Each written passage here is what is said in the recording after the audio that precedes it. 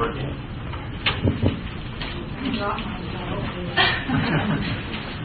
You guys hear me saying working? I don't know. No. Is this working? Yes. Okay, I'll just try to. Sorry, guys. There's nothing's working here. How about I go? Okay, that's all I think. No, I'm asking the question. That's all right.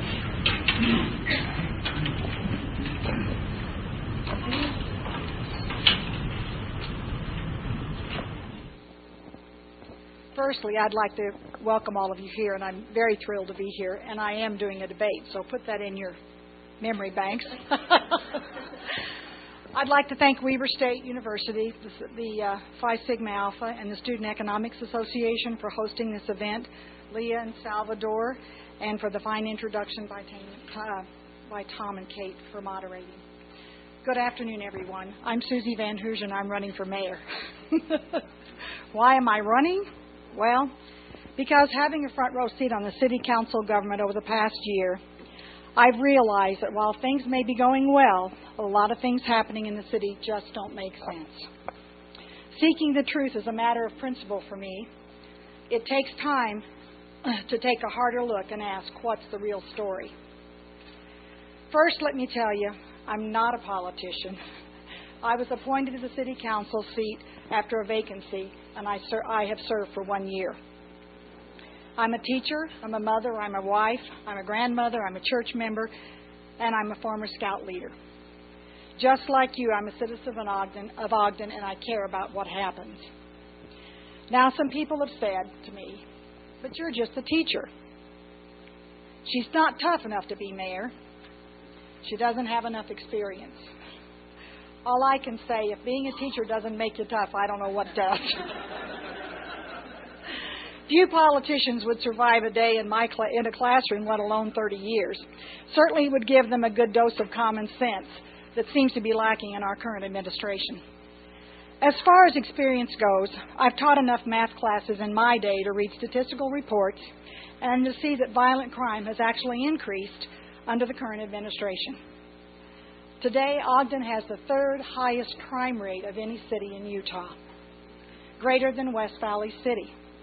In fact, the only thing faster growing than in Ogden than its crime is its debt, and we're $93 million in debt. Now, I may not be an MBA, and may not have an MBA, but I can balance a checkbook, and I know it's not sensible to be continually operating in a deficit.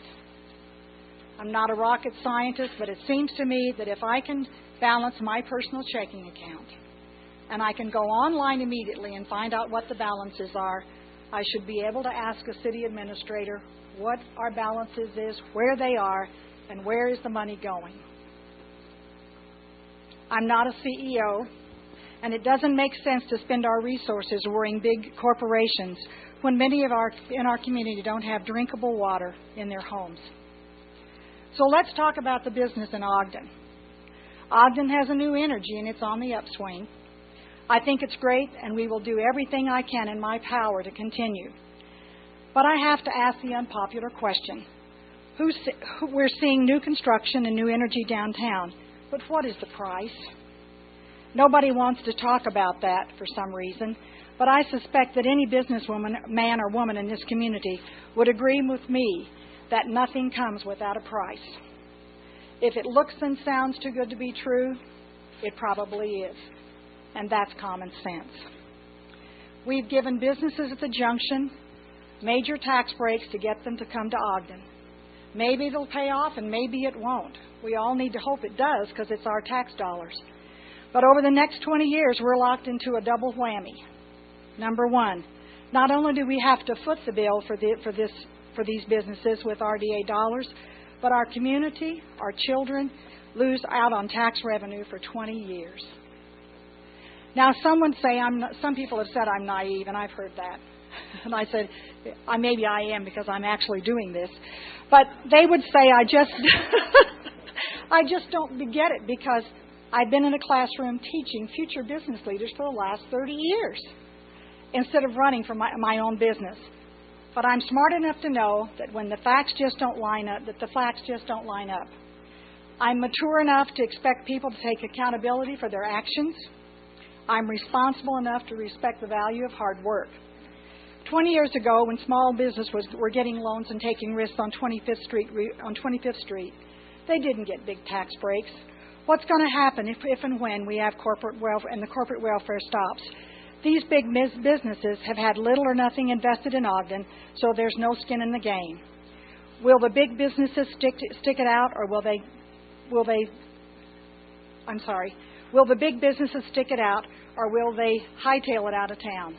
Who's going to take the accountability in the end? Thank you.